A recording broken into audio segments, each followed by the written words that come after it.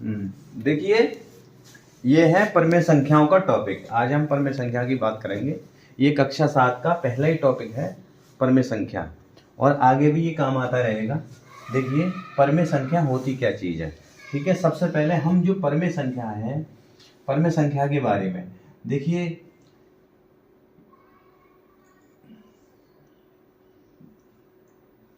जो संख्याएं P/Q के रूप में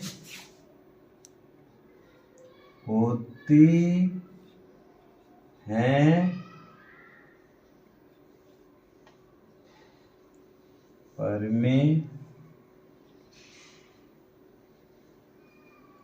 हैं, परमेय संख्याएं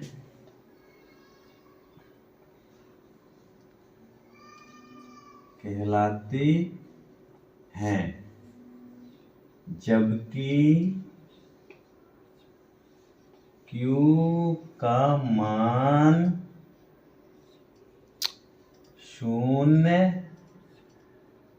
नहीं होता है। देखिए, जो संख्याएं P/Q के रूप में होती हैं, परमेय संख्याएं कहलाती हैं, जबकि Q का मान 0 नहीं होता। देखिए, P/Q =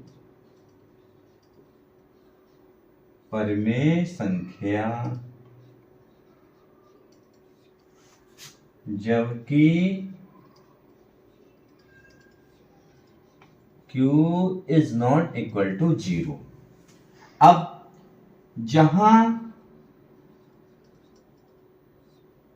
P और Q क्या है, पूर्णांक हैं। ठीक, अब देखिए, P और Q हमारे क्या है, पूर्णांक हैं। इसे वैसे अंश बटे हर भी कह देते हैं। मैंने यहां लिख दिया P और Q पूर्णांक हैं।